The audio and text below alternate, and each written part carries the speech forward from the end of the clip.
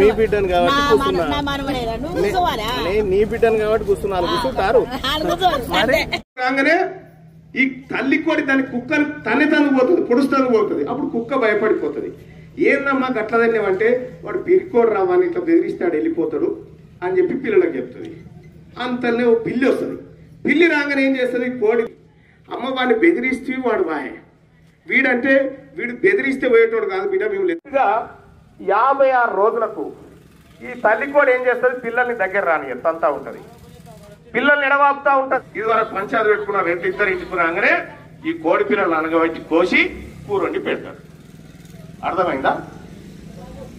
ఇక్కడ ఆ కోడి మరి వాళ్ళ ఇళ్ళకి పోయి మెడలు కోసుకుంటామా, మన కాళ్ళ మీద మనం నిలబడతామో మనం ఆలోచన చేసుకోవాలి. మీరు గుర్తు పెట్టుకోరి, ఒక రెడ్డి అయినా ఒక బీసీ అయినా నిలబడ్డాడనుకో, ఒక్క రెడ్డి కూడా మన కోట గుర్తు పెట్టుకోరి, వేయరు వాళ్ళు, వెయ్యరు వాళ్ళు. మన బీసీ అయినా రెడ్డి అయినా నిలబడితే నేనేస్తా పటేలా, నేనున్న పటేలా ఈయన. వాళ్ళకు టికెట్లు రాకపోతే అర్ధగంటకో పార్టీ మారుస్తారు, అర్ధగంటకో పార్టీ మారుస్తారు. ఎందుకు? వాళ్ళకు కావాల్సిన అధికారం. ఎవరు ఇవ్వాలి అధికారం? మనం ఇవ్వాలి అధికారం. మరి బీసీ బిడ్డలారా, బీసీ రక్తం ప్రవహిస్తా ఉంది కదా మన దాంట్లో.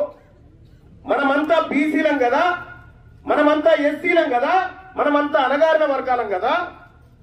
నిజంగా మన శరీరంలో మన బీసీల రక్తం ప్రవహిస్తే మన బిడ్డలు దేనికోసం కొట్లాడుతా ఉన్నారో ఆ జాతికి ఓటేసి మిమ్మల్ని మీరు గౌరవించుకోండి. ఇలా రిమోట్ గుర్తు, రిమోట్ మీ అందరికి ఎరికేగా, రిమోట్ ఎట్లుంటుందో టీవీ రిమోట్ మీ అందరికి ఎరికేగా. ఆ రిమోట్ మన చేతులు ఉంటే మనకు కావలసిన బొమ్మ పెట్టుకోవచ్చు. ఈ ఊర్లో రిమోట్ గుర్తు గెలిస్తే మనకు కావలసిన పని కూడా గట్టి అవుతుంది. కాబట్టి మీరందరూ కూడా పెద్ద మనసుతోటి ఈ బిడ్డను ఆశీర్వదించుర్రి. నేను వరంగల్ నల్గొండ పట్టభద్రుల ఎమ్మెల్సీగా చెప్తా ఉన్నా, ఈ బిడ్డ గెలిచిన కొద్ది రోజుల్లోనే 20 లక్షల రూపాయలు ఈ గ్రామానికి నేను పెట్టబోతా ఉన్నా. గెలిపించి పంపించాల్సిందిగా మీ అందరినీ రిక్వెస్ట్ చేస్తా ఉన్నా. ఇక ఈయనని గెలిపిస్తే నేరుగా నేనే పనిచేస్తా. ఇప్పుడు మీరు ఆయన ఓటేస్తే ఆయన ఎమ్మెల్యే గారి దగ్గర పోయి, ఆయన అధికారి దగ్గర పోయి ఆయన ఇంకోటి చేయాలి.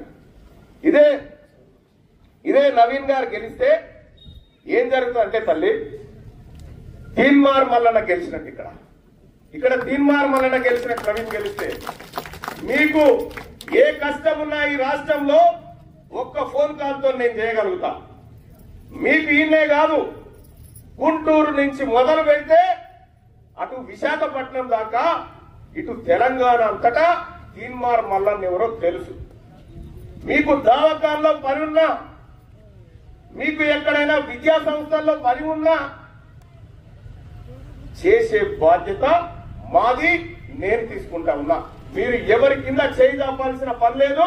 ఇవాళ బిగ్ క్లాస్ బీసీలం అంటే బిగ్ క్లాస్ వాళ్ళకంటే చాలా పెద్దోళ్ళం. మీ ఓట్లతో 3 వార్డులన్నా గెలుస్తారా? పోనీనా మీ ఓట్లు మీరు వేసుకొని 3 వార్డులన్నా గెలుస్తారా? అంటే ఎవరి మీద ఎవరు డిపెండ్ అయ్యారు? ఇక్కడ మనం ఒకటి అర్థం చేసుకోవాలి. మొన్న రైతు భరోసా నిధులు తెచ్చిరు కదా, 9,000 కోట్ల రూపాయలు అప్పు తెచ్చిరు. 9,000 కోట్ల రూపాయలు అప్పు తెచ్చి ఈ 9,000లో మన బీసీల నెత్తి మీద ఎంత అప్పు పెట్టి ఎరికేనా? 5,200 కోట్లు మన బీసీల నెత్తి మీద పెట్టి వీళ్ళు రేట్లు పెట్టి మన బీసీ రైతులకు వంచింది ఎంత ఎరికేనా? 4,300 కోట్లు పంచారు. అప్పుడేమో 5,200 కోట్లు, మనకు వంచిందేమో 4,300 కోట్లు. మరి ఈ అప్పర్ క్యాస్ట్ వాళ్ళకి రెడ్లకి ఎంత అప్పు వేసి ఎరికేనా? 870 కోట్లు వేసారు. 870 కోట్ల అప్పు వాళ్ళని ఎత్తినేసి వాళ్ళకి వంచింది 4,200 కోట్లు పంచారు. అంటే ఎవరి సొమ్ము ఎవరు తింటున్నట్టు? మన సొమ్మే వాళ్ళు తింటా ఉన్నారు. ఒక్కటి కాదు, ఇట్లా అనేకమైనటువంటి లెక్కలు ఉన్నాయి నా దగ్గర. ఈ లెక్కలు బయట పెట్టినందుకే, ఈ లెక్కలు బయటకు వస్తే మమ్మల్ని ఎక్కడ జనం ఓటేయరో అని చెప్పి భయపడకుండా తిరుగుతా ఉన్నారు. ఇలా సోదరులారా, ఈ గొలన్కొండలో మీ సోదరుడు మీ బిడ్డ గెలిస్తే జరిగేటువంటి కార్యక్రమాలు అనేకం ఉన్నాయి. మీకు ఎక్కడ ఏ కష్టం వచ్చినా మీ బిడ్డ తీన్మార్ మల్లన్న ఉన్నాడు.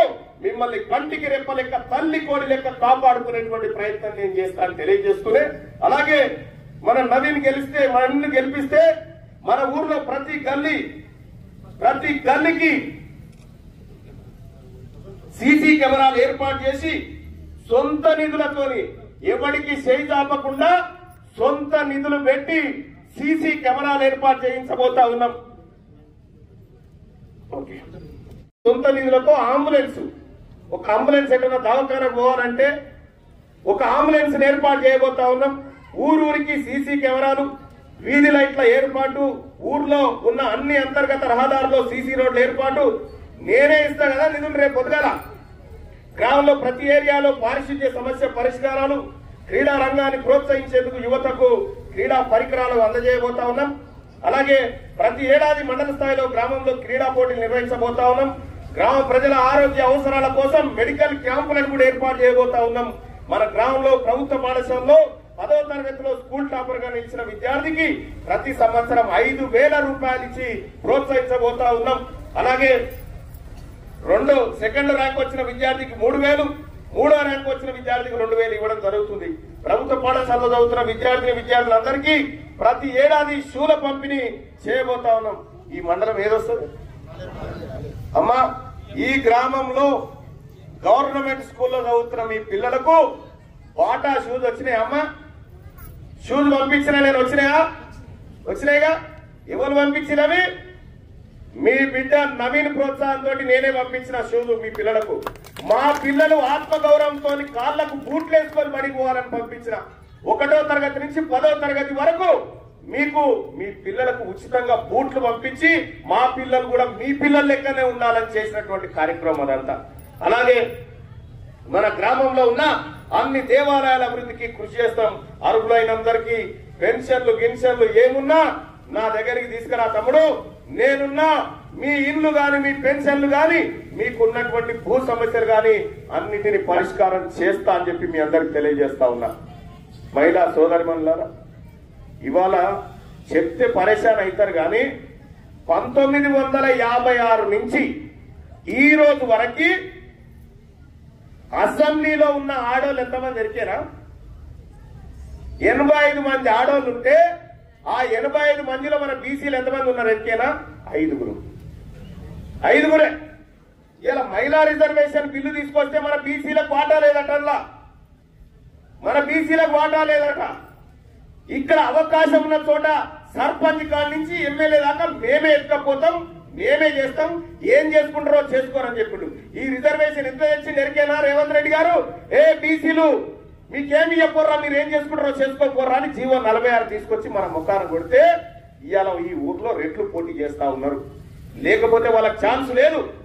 అందుకోసమే మీ అందరికి కూడా మరొకసారి చెప్తా ఉన్నా, ఈ గొలనకొండ గ్రామం ప్రత్యేకతను సంతరించుకోవాలి. ఈ గ్రామం నుంచి బీసీల ఆత్మగౌరవ జెండా ఎగిరేయాలి.